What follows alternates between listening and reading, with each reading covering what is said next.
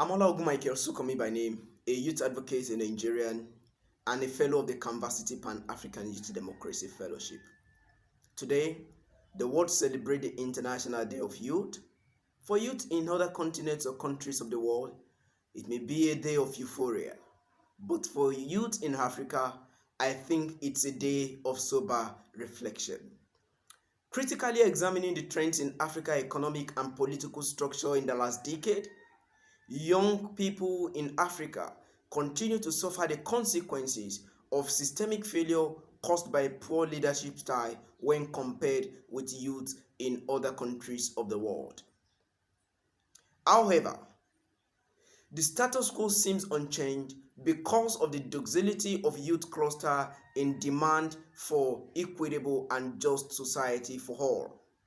Reports have shown that youth constitute between 65 to 75% of Africa's population, yet the demographic trend is not being leveraged in order to change the unpalatable situation for the gains of all.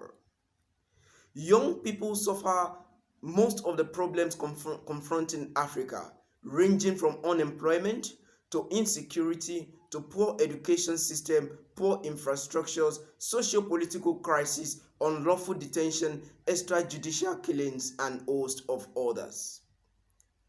Africa's political environment continues to remain toxic and irritant to the opinion and expression of youth.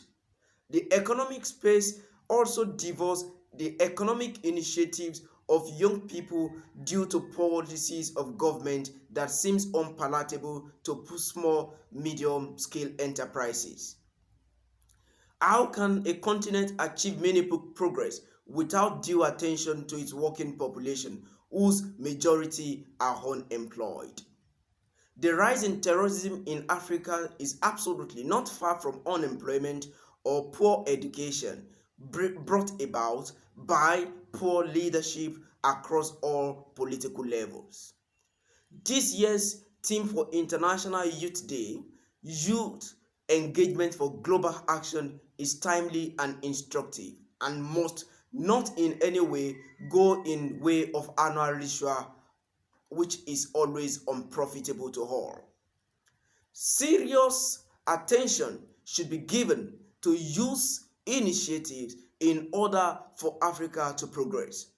Serious and constructive action is needed by youth constituency in Africa in order to change the old order that has landed us in a pitiable state for decades. There is no better time than now for young Africans to rise and synergize to bring about the Africa of our dream through initiatives that can bring about economic fortunes and, of course, changing the political landscape of Africa that has been moribund for years, that has been in moribund state for years. It is time for all of us to take action with the hope that with synergy, all of us will bring about the Africa of our dream by promoting the efforts of other young people across the world. It is time for us to engage. There is nothing for us without us. Africa will surely rise. God bless Africa.